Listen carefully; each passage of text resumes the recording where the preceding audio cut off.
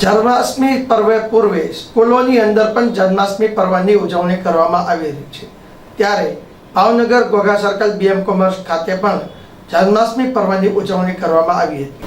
BM commerce high school ખાતે જન્માષ્ટમી પર્વની ઉજવણી કરવામાં આવી હતી। સ્કૂલના શિક્ષકો દ્વારા જન્માષ્ટમી પર્વની ઉજવણીને લઈને ગોકળિયું બનાવવામાં આવ્યું હતું અને લડ્ડુ ગોપાલને 56 ભોગના થાળ ધરવામાં આવ્યા હતા।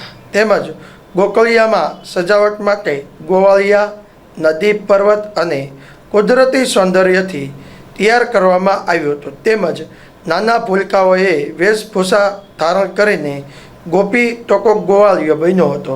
તેમજ રાધા કૃષ્ણ પણ સ્વરૂપ ધારણ કરવામાં આવ્યું હતું। સાથે જ જન્માષ્ટમી પર્વની ઉજવણીમાં બાળકો અને શિક્ષકો પણ કૃષ્ણ ભક્તિમાં લીન થઈને ઝૂમી ઉઠ્યા હતા।